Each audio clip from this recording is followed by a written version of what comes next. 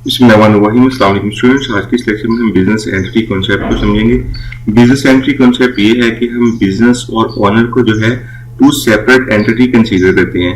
इसको हम एक एग्जांपल के साथ समझते हैं। देखिए, एक बिजनेस है जो कि फूड प्रोडक्ट को मैन्युफैक्चर कर रहा है और इस बिजनेस का जो ओनर है मिस्टर ए, उसने इस बिजनेस को चलाने के लिए कुछ पैसे दिए हैं। इन पैसों को हम कैपिटल कहेंगे। तो पैसों को बिजनेस में इन्वेस्ट किया ओनर ने, ये कैपिटल ट्रांजेक्शन है।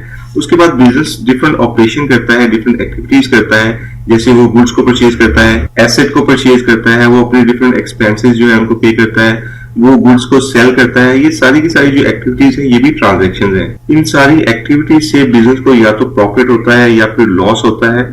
और बिजनेस से ओनर जो है अगर कोई विड्रॉ करवाए अमाउंट तो उसको हम ड्राइंग कहते हैं। ये ड्राइंग ट्रांजेक्शन होती है।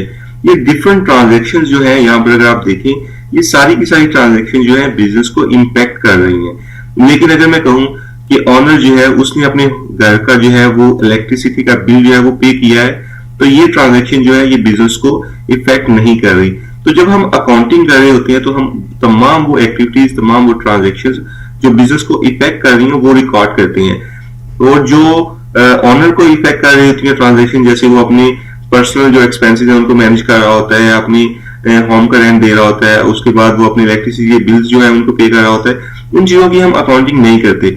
इसलिए इसको हम कहते हैं बिजनेस एंटिटी कॉन्सेप्ट। वो तमाम की तमाम ट्रांजैक्शन रिकॉर्ड करना जो बिजनेस को इम्पैक्ट करें उनको रिकॉर्ड करना, और जो बिजनेस को इम्पैक्ट ना करें उनको कंसीडर ना करना और ना ही रिकॉर्ड करना, ये बिजनेस एंटिटी कॉन्सेप्ट है। इस कॉन्सेप्ट को क्यों यूज किया जाता है, इसकी इंपॉर्टेंस क्या है?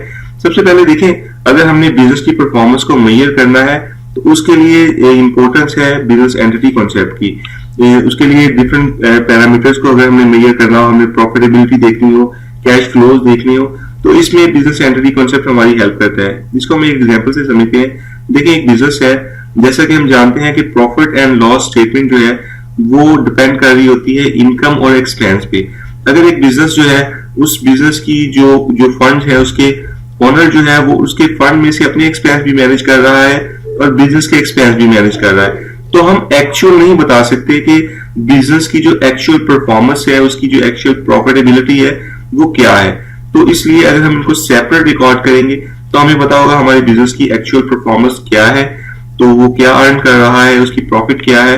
दूसरा जो है, बिजनेस और ओनर जो है अगर उनकी ट्रांजेक्शन को मर्ज कर दिया जाए, मिक्स कर दिया जाए, तो बिजनेस की जो फाइनेंशियल पोजीशन होती है वो हम एक्यूरेट प्रेजेंट नहीं कर सकते। तीसरा जी, अगर हम इसको बिजनेस और ओनर की ट्रांजैक्शन को मर्ज कर दें तो उसकी जो फाइनेंशियल परफॉर्मेंस है उसका अदर बिजनेस से हम कंपैरिजन नहीं कर पाते। अगर हम दोनों की जो ट्रांजैक्शन है उनको मर्ज कर दें तो टैक्स कैलकुलेट करने में प्रॉब्लम आती है।